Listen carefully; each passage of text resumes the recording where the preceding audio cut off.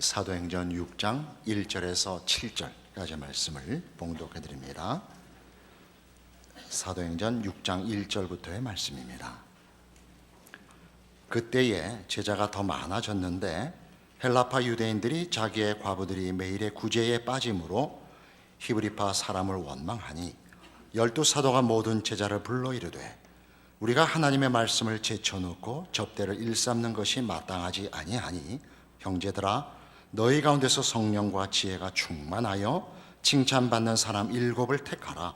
우리가 이 일을 그들에게 맡기고 우리는 오로지 기도하는 일과 말씀 사역에 힘쓰리라 하니 온 무리가 이 말을 기뻐하여 믿음과 성령이 충만한 사람 스데반과 또 빌립과 브로고로와 니가노르와 디몬과 바메나와 유대교에 입교했던 안디옥 사람 니골라를 택하여 사도들 앞에 세우니 사도들이 기도하고 그들에게 안수하니라. 하나님의 말씀이 점점 왕성하여 예루살렘에 있는 제자의 수가 더 심히 많아지고 허다한 제사장의 무리도 이 도에 복종하니라. 지난주에 우리는 이 사도행전 6장 1절에서 7절까지의 말씀 속에 구제에 관한 부분을 생각했었습니다. 그 구제를 어떻게 할 것인가에 본문이 집중되어 있지 않고 구제보다 말씀을 더 본질적이고 전무해야 할 일이라 이렇게 사도들이 결정하는 내용을 보았죠. 그래서 말씀을 맡는다는 것이 무엇이냐? 그것이 왜 구제와 함께 등장해서 성경이 이 본문을 남겼느냐 하는 것입니다. 구제는 지난주에 설명한 대로 기독교 신앙과 은혜가 거저 받은 것임을 증거하는 구체적인 형식이라 그랬습니다. 그렇죠? 그래서 교회가 구제를 하는 것은 우리가 가진 이 신앙의 본질의 한 특징을 나타내는 것입니다. 사랑이라는 것이 큰 특징이듯이 구제라는 것이 큰 특징이고 그래서 구체적으로 그 실천해야 되는 일입니다. 그럼에도 불구하고 구제는 하나의 선행에 불과합니다. 하나의 선행에 불과하다는 것은 그것이 인생 자체는 아닌 것입니다. 그러니까 말씀을 맡는다는 것은 보다 다른 의미입니다. 우리가 믿는 것을 선포하고 설명하고 권면하고 하는 전도나 이런 어떤 내용의 설득 이런 것이 아니고 요한복음 1장 찾아보셔야 됩니다. 요한복음 1장 이 유명한 14절에서 보는 바와 같이 말씀은 이런 뜻입니다. 말씀이 육신이 되어 우리 가운데 거하심에 우리가 그의 영광을 보니 아버지의 독생자의 영광이요 은혜와 진리가 충만하더라.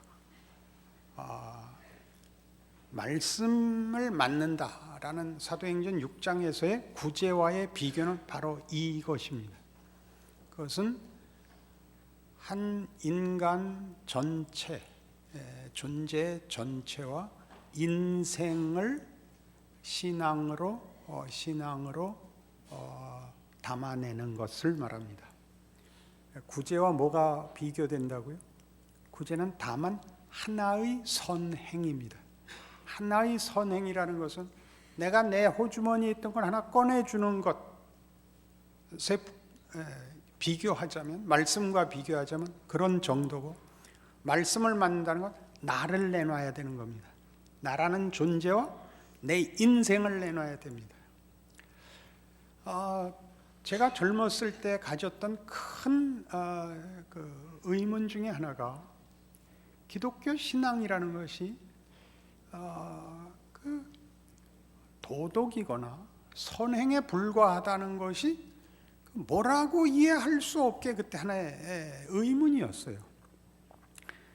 그러니까 제가 보기에 그 기독교 신앙은 삶이어야 됐었는데 그때는 그런 분명한 그 표현과 구별이 잘 되지 않는 때에 우리 모두 신앙생활을 한다는 것은 기도하는 것이요, 짬을 내서 봉사하는 것이요, 짬을 내서 전도하는 것이었는데 제가 그때 모호함 속에서도 그것은 어쨌든 인생은 아니다, 그것이 삶은 아니다, 기도가 삶일 수 없고 성경 보는 게 삶은 아닙니다. 삶이라는 것은 여러분 잘 아시는 대로 지지고 볶는 겁니다. 삶이라는 것은 내가 시간을 구별하여 뭐에 나를 잠시 어떤 임무에 맡기는 것이 아니라 살아있는 모든 자가 가지는 어떤 숙제들입니다. 그렇지 않습니까?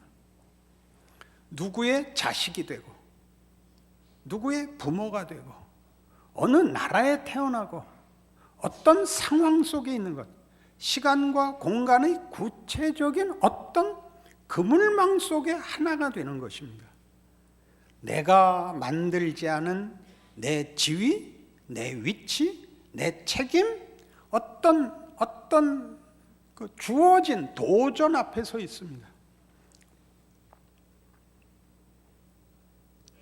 말씀이 육신이 되었다는 것은 하나님께서 바로 당신의 약속과 당신의 목적과 원하시는 내용을 시간과 공간과 육체와 인생 속에 담아내신다는 뜻입니다.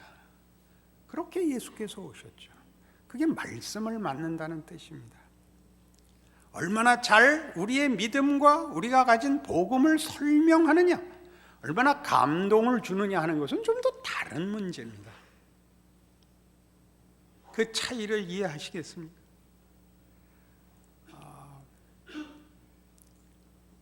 우리가 가진 신앙을 다른 사람들한테 어떻게 전하는가라고 질문을 받으신다면 여러분들이 믿는 사람으로 믿지 않는 사람들과 동일한 환경과 시대와 조건 속에서 살고 있는 것이 바로 그 일입니다. 그리하여 세상으로 삶의 기준과 방법과 가치와 선택을 가지는 그 사람들과 구별되게 하나님을 믿는 사람으로 동일한 환경과 조건 속에서 그것을 담아내야 됩니다. 그걸 담아낸다고 해서 그 일들이 해결이 된다든가 개선된다든가 면제되는 것이 아니라 짐을 왜 어떻게 지느냐, 억울함을 어떻게 이해하느냐, 어떤 이유로 그런 해석과 분별과 결정이 나오느냐 라는 싸움 앞에 있는 것입니다. 우리는 쉽게 생각하죠.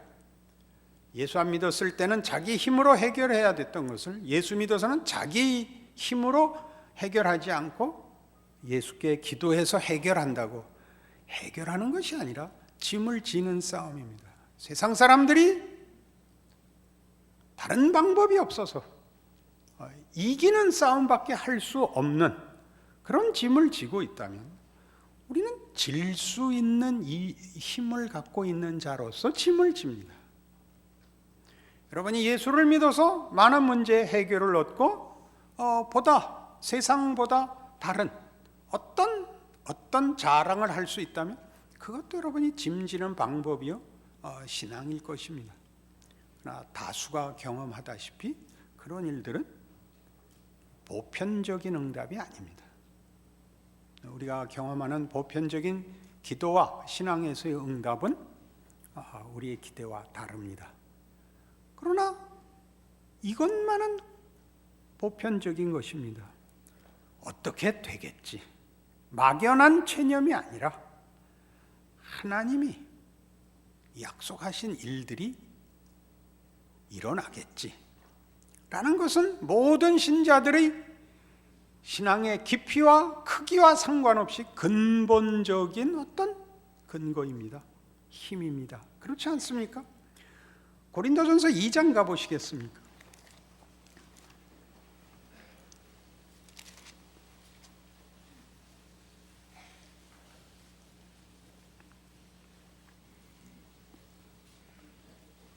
(263페이지) 고린도전서 2장 1절입니다. 형제들아, 내가 너희에게 나아가 하나님의 증거를 전할 때 말과 지혜의 아름다운 것으로 아니하였나니 내가 너희 중에서 예수 그리스도와 그가 십자가에 못 박히신 것 외에는 아무것도 알지 아니하기로 작정하였습니다.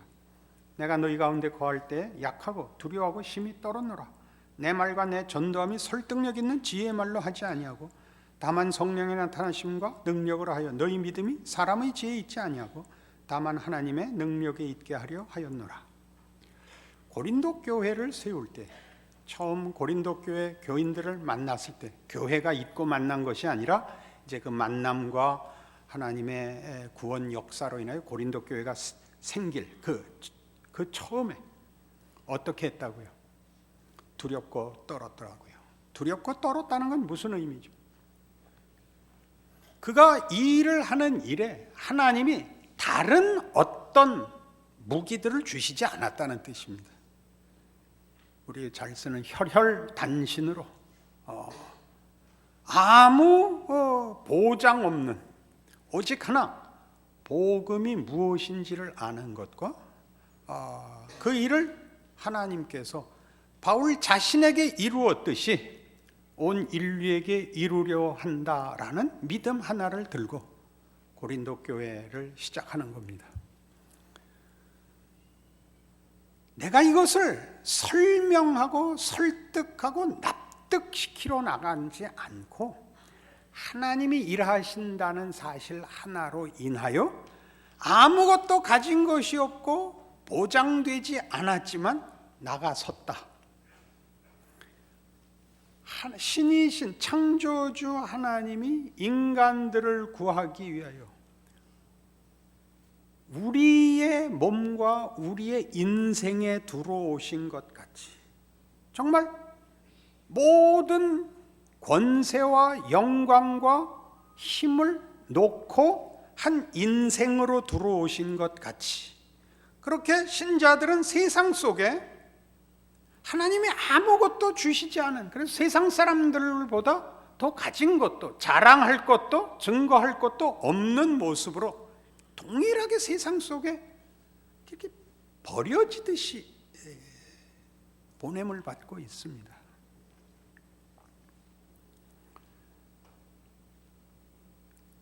여러분이 인생을 살면서 예수를 믿지 않을 때, 그 다음에 예수를 믿은 다음에도 공통되게 느끼는 게 뭐냐면 세상은 참 무심하다는 사실입니다. 경험해 보셨죠? 내가 위기 속에 있고 앞이 보이지 않는데도 가을은 멋있는 겁니다. 생각이 없죠. 세상은 무심합니다. 예수를 믿고 나면 그게 어디와 손을 닿게 되죠? 어디까지? 하나님이 무심하신 겁니다.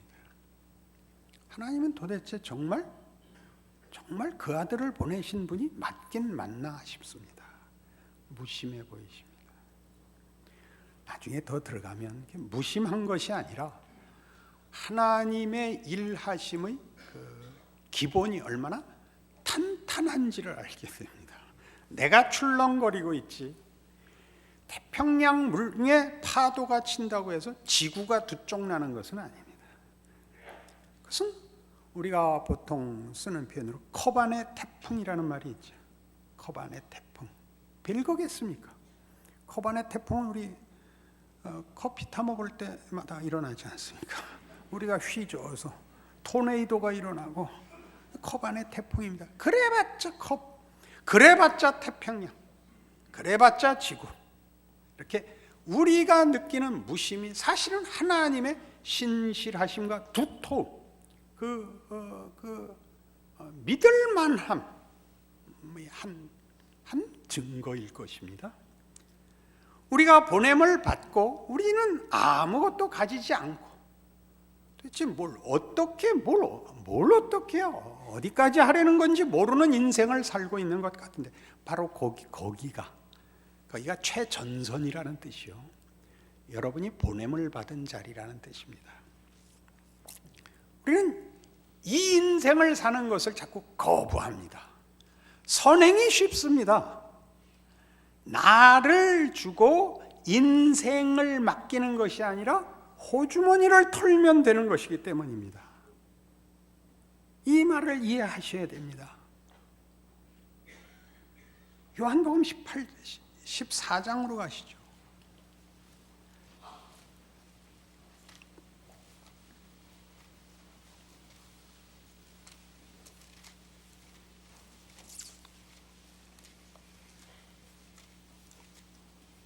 요한복음 14장 8절에 오면 이 유명한 빌립의 질문이 있죠. 빌립이 이르되 주여 아버지를 우리에게 보여주옵소서 그리하면 족하겠나이다. 예수께서 이르시되 빌립아 내가 이렇게 오래 너희와 함께 있으되 네가 나를 알지 못하느냐? 나를 본 자는 아버지를 보았거늘 어찌하여 아버지를 보이라 하느냐?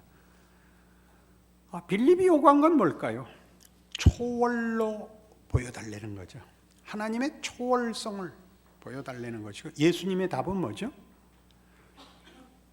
하나님에게 있어 우리에게 있어서는, 피조물인 우리에게 있어서는 자연과 초월이 구별되지만 하나님에게는 초월과 자연이 다 당신의 통치 아래에 있는 영역입니다. 자연 속에서 일하시는 하나님은 못 보는 것이죠. 하나님이, 초월인 하나님이 자연에 들어온 정도가 아니라 그 다 하나님의 영역이요, 하나님의 통치요, 하나님의 일하시는 장소입니다. 내가 이렇게 들어와서 너희 눈앞에서 보이는 몸을 입고 너희와 동일한 시간을, 인생을 사는데 뭘 더 어떻게 더 보이란 말이냐, 이겁니다. 그러니 생각해 보십시오. 여러분은 여러분의 인생을 선행으로, 구호로, 여러분 자신과 인생을 보내는 것을 대체하셔서는 안 됩니다. 사랑이라는 말이 아무리 좋아도 대상이 없는 사랑은 너무나 말이 안 되는 겁니다. 그건 거짓말입니다. 대상이 없는 사랑은 거짓말입니다. 안 그렇습니까? 생각을 해보십시오. 믿음이라는 말이 대상이 없고 믿음이라는 말은 등장할 수 없습니다.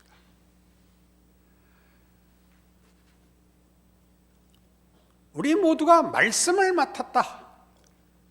사도들에 의하여 선언된, 그래서 굳이 구별하는 이유는 구제를 약화시키자는 얘기가 아니라, 구제가 가지는 것이 어떻게 부분에 불과하고 어떻게 뭐라 그래야 돼요?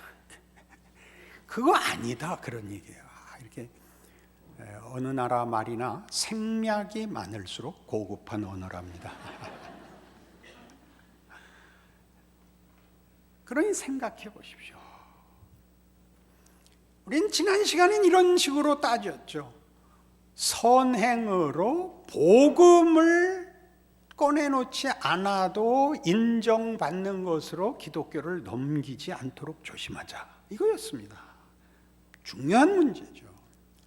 선행으로, 도덕으로 항복을 받으면 그게 필요 없다는 얘기가 아니라 진정한 내용으로 못 들어오게 된다 해서 우리가 구제를 굉장히 조심해야 된다를 얘기했죠. 당연히 해야 되는 일이면서 이제 하나 더 오면 어디까지 가야 된다? 우리 실존과 인생을 맡겨야 됩니다. 우리가 헌신한다는 건 무슨 뜻이냐? 어떤 다른 인생을 사는 게 아니라 하나님이 보내신, 예수께서 우리 인생에 들어온 것 같이, 바울이 고린도 교회에 가는 것 같이, 자기 고향이 아니며 자기 친지가 있는 곳이 아니며 자기를 아는 사람이 없는 외부인으로서 들어가 어느 누구와도 사실상 아무런 어떤 전제나 도움이 없는 곳에 이렇게 내버려진 듯이 들어가는 것 같이 하나님이 우리에게 살라고 하신 인생을 사는 겁니다. 그 인생 속에 우리가 들어감으로써 예수님이 하시는 말씀, 빌립아, 내가 이렇게 오래 너희와 함께 있을 때 네가 나를 알지 못하느냐? 라는 말을 기억해야 하는 것입니다. 조금 이어볼까요? 내가 아버지 안에 거하고 아버지는 내 안에 계신 것을 네가 믿지 아니하느냐? 내가 너에게 이르는 말은 스스로 하는 것이 아니라 아버지께서 내 안에 계셔서 그의 일을 하시는 것이라. 내가 아버지 안에 거하고 아버지께서 내 안에 계심을 믿으라. 그렇지 못하겠거든 행하는 그 일로 말미암아 나를 믿으라. 행하는 그 일이 뭘까요? 사는 겁니다. 사는 거. 예수님이 그 공생의 기간에 감동을 시키지 않고 가난한 자를 다 부자 되게 하시지 않습니다. 모든 환자를 다 고치지 않습니다. 찾아오는 자들에게 합니다.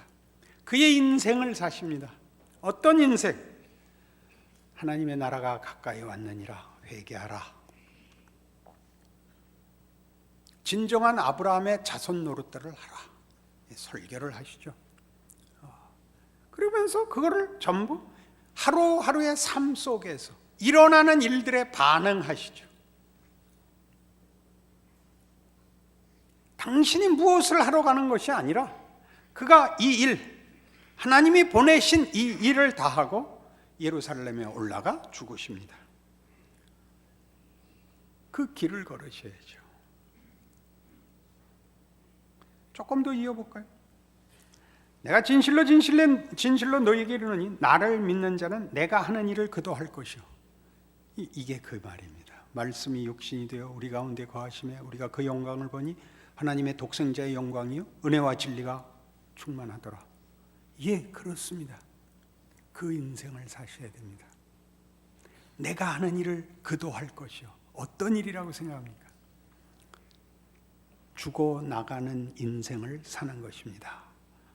그래서 하나님 일하십니다. 여러분이 충성과 영광과 가치를 위하여 일하는 것이 아니라 믿음을 가지고 여러분이 보내진 자리를 지키고 사셔야 됩니다. 지지고 볶는 속에서 하나님이 일하십니다. 그걸 믿으십시오. 이것이 하나님의 일이라 라고 하지 마십시오. 사십시오. 인생을 사십시오. 자기 자리를 지켜 자기 인생을 그 누구에게도 설명할 수 없는 아슬아슬한 인생을 사십시오. 포기하지 마시고 하나님이 일하신다. 바울이 그랬던 것처럼 내가 두렵고 떨었다. 내가 이것을 다른 것으로 때울까 봐 그들에게 뭔가 보여주고 싶고 내가 하나님의 종이라는 것 증거하고 하는 것으로 실제로 하나님이 하는 일을 내가 방해할까 봐 두렵고 떨었다. 아무것도 가지지 않은 채로 보내줘서 약했다. 그 말을 기억하십시오. 예수를 믿는다는 것은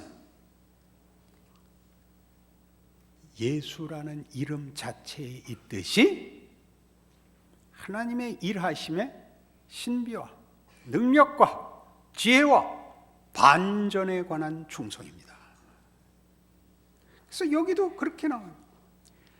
내가 진실로 너희에게 이르노니 나를 믿는 자는 내가 하는 일을 그도 할 것이요 또한 그보다 큰 일도 하리니 이는 내가 아버지께로 감이라. 너희가 내 이름으로 무엇을 구하든지 내가 행하리니 이는 아버지로 하여금 아들로 말미암아 영광을 받으시게 하려 함이라. 내 이름으로. 지금 사도행전 서두에 3장 안전뱅이를 일으킨 사건으로부터 계속 뭐가 등장했죠? 예수라는 이름이었죠. 나사렛 예수의 이름으로. 은과 금은 내게 없거니와 나사렛 예수의 이름으로 명하노니 일어나 걸으라 하였죠. 너 왜 이런 일을 했느냐? 너희가 죽인 나사렛 예수의 이름으로 우리가 이 일을 하노라. 예수가 하나님이 보내신 구원자니라. 우리는 이 일의 증인이로다. 그 이름 예수, 인간으로 오신 하나님, 육신이 되신 하나님, 그 이름 예수. 그러니까 예수를 믿는다는 말 속에 감춰진 이 하나님의 일하심, 너희가 내 이름으로 무엇을 구하든지 예수라는 이름이 가지는 성육신의 고난과 희생과 순종을 이해하지 못하고는 예수 이름으로 기도합니다가 성립되지 않는다는 얘기입니다. 이는 아버지로 하여금 아들로 말미암아 영광을 받으시게 하려 함이라. 하나님은 이 방법을 좋아하신다. 그렇게 성경이 얘기하고 있습니다. 그러니 다른 것으로 기독교를 다른 것으로 세우려고 하지 마십시오. 여러분이 훌륭해지고 여러분이 능력이 생겨서 하나님을 도우려고 하지 마십시오. 그의 일하심과 부르심과 신비한 십자가의 비밀에 순종하십시오. 히브리서 5장에 가면 이 예수라는 이름이 가지는 구체적인 인생의 고통, 고난에 대한 이 기록이 나옵니다. 356페이지입니다. 히브리서 5장 7절. 그는 육체에 계실 때 자기를 죽음에서 능히 구원하실 이에게 심한 통곡과 눈물로 간구와 소원을 올렸고 그의 경건하심으로 말미암아 들으심을 얻었느니라. 그가 아들이시면서도 받으신 고난으로 순종함을 배워서 온전하게 되셨은즉 자기에게 순종하는 모든 자에게 영원한 구원의 근원이 되시고 하나님께 멜기세덱의 반차를 따른 대제사장이라 칭하심을 받으셨느니라. 제사장이 뭐죠? 하나님과 인간 사이의 중재자입니다. 전도가 뭐죠? 하나님과 인간 사이의 중재자가 되는 것입니다. 구제를 왜 하는 거죠? 우리가 받은 것을 구체적으로 표현하는 선행입니다. 말씀이 뭐죠? 그것을 삶으로 담아내는 것입니다. 삶이란 뭐죠? 함께 사는 시간과 공간 속에서의 서로 부딪히고 외면할 수 없는 실존들입니다. 예수께서 우리 안에, 우리 가운데 오신 것 같이 보냄을 받는 신자의 임무입니다. 예수님이 어떻게 걸으셨다고요? 쩔쩔매면서 걸으셨답니다. 쩔쩔매시면서. 육체에 계실 때 자기를 죽음에서 능히 구원하실 이에게 심한 통곡과 눈물로 간구의 소원을 올렸답니다. 여러분은 예수를 믿으면 고민도 없고 고통도 없고 갈등도 없는 길을 걸을 거라고 혹시 생각하고 계시지 않습니까? 아니, 한 걸음 더 나가면 고난이 있고 고통이 있고 쩔쩔매면 신앙이 아니라고 생각하는 건 아니십니까? 그렇죠. 그 둘이 다 우리에게 걸리고 있습니다. 그래서 우리는 말하자면 산전수전을 겪은 베테랑의 모습들이 적습니다. 이렇게 해봐만 있죠. 이렇게 해봐만 있습니다. 문제를 해결하는 것만 있지 모든 짐을 지고 일어나 걸어온 자의 늠름함들은 적습니다.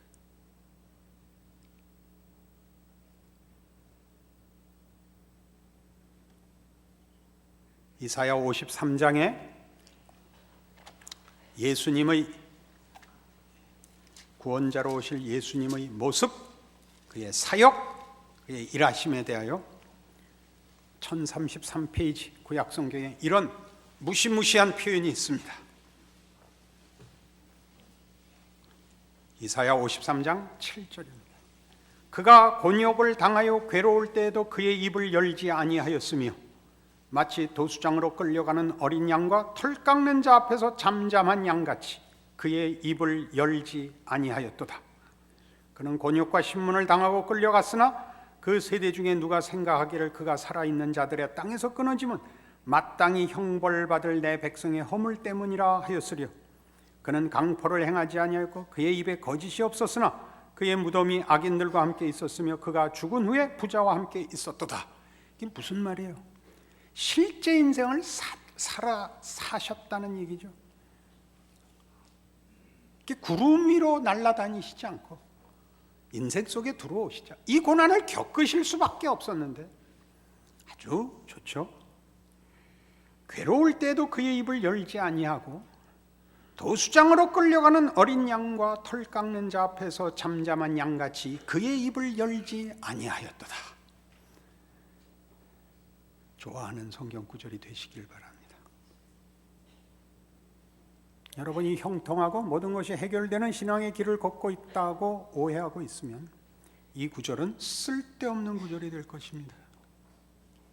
이 구절이 얼마나 귀한지를 아는 것은 여러분이 진정 예수의 뒤를 따라 하나님의 일하심을 제대로 순종하게 되면 이 말씀이 없으면 견딜 수가 없게 됩니다. 하나님의 말씀을 제쳐놓고 구제를 일삼을 수 없다. 우리는 말씀에 전념하리라. 그것은 어떤 학식이나 지위나 직책의 문제가 아니라 기독교 신앙을 증거하시는 하나님의 방법입니다. 십자가로 승리하시는 하나님의 요구입니다. 거기에만 하나님의 영광이 있고 예수의 이름의 영광이 있고 성도들의 영광이 있습니다. 그 길을 걸으십시오. 그것을 지켜내는 교회 되십시오. 그렇게 여러분의 인생을 사십시오. 약하고 두렵고 떨림으로 사십시오. 여러분을 이길 자 없습니다. 하나님은 바로 그런 여러분들을 요구하시고 여러분들을 보내어 이 시대와 이 사회 앞에서 일하십니다. 기도하십시다. 하나님 아버지 은혜를 감사합니다. 하나님께서 그 아들을 보내신 것 같이 우리를 보내시며 그 아들을 십자가에서 죽이시되 부활시키시듯이 우리의 실패와 약함과 고난의 인생을 뒤집어 하나님 영광 받으신다는 사실을 믿습니다. 그 책임을 지는 우리 교회, 우리 교우들, 한국의 교회들 되게 하여 주시옵소서. 하나님의 일하심이 어떻게 신기하고 놀랍고 영광된지 우리가 사는 세대, 우리 자신과 우리를 통하여 하나님의 뜻과 영광이 드러나도록 순종하는 우리의 인생 되게 하사 예수 이름으로 말미암는 기도에 응답받는 우리들 되게 하여 주시옵소서. 예수님 이름으로 기도합니다.